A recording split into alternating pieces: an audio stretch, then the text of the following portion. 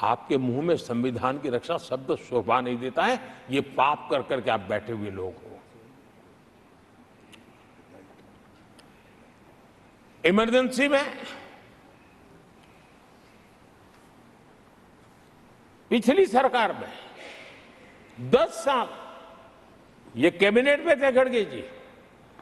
क्या हुआ था?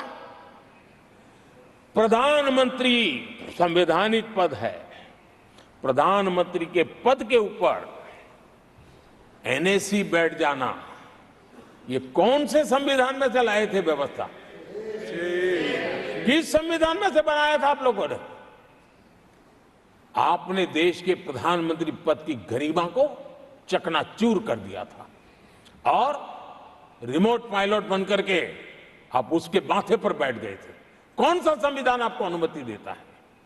आदरणीय सभापति जी, जरा ये बताएं हमको, वो कौन सा संविधान है जो एक सांसद को कैबिनेट के निर्णय को सार्वजनिक रूप से फाड़ देने का हक दे देता है? वो कौन सा संविधान था? किस हैसियत से बना गया था? आदरणीय सभापति जी, हमारे देश में लिखित रूप में प्रोटोकॉल की व्यवस्था है। राष्ट्रपति, उपराष्ट्रपति, प्रधानमंत्री, स्पीकर सब कैसे कहां होते हैं? कोई मुझे बताएं कि संविधान की मर्यादाओं को तार तार करके प्रोटोकॉल में एक परिवार को प्राथमिकता कैसे दी जाती थी? कौन सा संविधान था? संवैधानिक पदों पर बैठे हुए लोगों बाद में, एक परिवार के लोग पहले।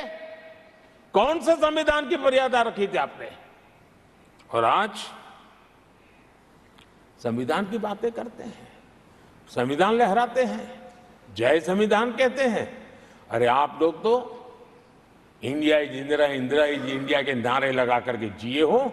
आपको संविधान की कोई आदर भाव कभी व्यक्त कर नहीं पाए हो।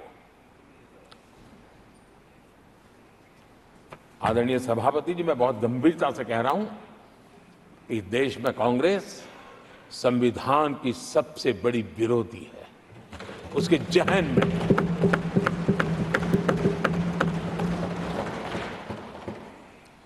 आदरणीय सभापति जी, इस पूरी चर्चा के दरमियान उनको 200-500 साल की बातें करने का तो हक है, लेकिन इमरजेंसी की बात निकले तो वो तो बहुत पुराना हो गया। तो आपके पाप पुराने हो जाते हैं तो खत्म हो जाते हैं क्या? आदरणीय सभापति जी, इस हाउस में कोशिश की गई संविधान की बात करना, लेकिन इमरजेंसी को कभी भी आने नहीं देना। ये चर्चा करने का अनुभव है। लेकिन ये देश, इनके साथ जो लोग बैठे हैं उसमें भी बहुत लोग हैं जो इमरजेंसी के भुक्तभोगी रहे हैं, क्योंकि उनकी कुछ मजबूरियां होगी कि आज उनके साथ उन्होंने बैठना पसंद किया है। मतलब अवसरवादिता का ये दूसरा नाम है। संविधान के प्रति समर्पण का भाव होता तो ऐसा नहीं करते। आदरणीय सभापति जी, आपातकाल सिर्फ एक राजनीतिक संकट नहीं था, लोकतंत्र संविधान के साथ साथ ये बहुत बड़ा मानवीय संकट भी था। अनेक लोगों को टॉर्चर किया गया था, अनेक लोग जेल में मृत्यु को शरण हुए थे। जयप्रकाश नारायण जी की स्थिति इतनी खराब हुई कि बाहर आकर के वो कभी ठीक नहीं हो पाए। ये हाल उन्होंने कर दिया था। और प्रताड़ना सिर्फ राजनेताओं की नहीं, आम आदमी को भी नहीं छोड़ा गया था, सामान्य आदमी को भी नहीं। और इनका इतने सारे जुल्म, उसमें इनके लोग भी थे अंदर, उनके साथ भी ये जुल्म हुआ। लेकिन आज भूल, आदरणीय सभापति, वो दिन ऐसे थे कि जो कुछ लोग घर से निकले कभी घर लौट करके वापिस नहीं आए और पता तक नहीं चला कि उनका शरीर कहाँ गया। यहां तक की घटनाएं घटी थी। आदरणीय सभापति जी, ये बहुत सी पार्टियां जो उनके साथ बैठी हैं, वो अल्पसंख्यकों की आवाज होने का जरा दावा करते हैं और बड़े ज्यादा चिल्ला करके बोलते हैं। क्या कोई मुजफ्फरनगर और तुर्कमान गेट वहां अल्पसंख्यकों के साथ इमरजेंसी में क्या हुआ था जरा याद करने की हिम्मत करते हैं क्या? बोलने की हिम्मत करते हैं क्या? आदरणीय सभापति जी, और ये कांग्रेस को क्लीन चिट दे रहे हैं। कैसे देश उनको माफ करेगा? ये शर्मनाक है कि ऐसी तानाशाही को भी आज सही कहने वाले लोग हाथ में संविधान की प्रत लेकर के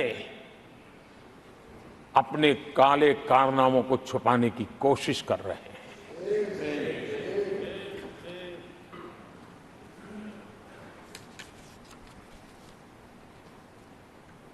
आदरणीय सभापति जी, उस समय कई अलग छोटे छोटे राजनीतिक दल थे। ये इमरजेंसी के खिलाफ लड़ाई के मैदान में उतरे थे और धीरे धीरे उन्होंने अपनी जमीन बनाई थी।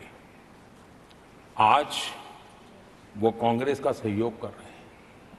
और मैंने कल लोकसभा में कहा था, अब कांग्रेस का परजीवी युग शुरू हुआ है। ये परजीवी कांग्रेस है। जहां वो खुद अकेले लड़े वहां उनका स्ट्राइक रेट शर्मजनक है, और जहां किसी के सहारे किसी के कंधे पर बैठने का मौका मिला वहीं पर से बच करके आए हैं। देश की जनता ने आज भी उनको स्वीकार नहीं किया है। वो किसी की आड़ में आए हैं। ये कांग्रेस परजीवी है।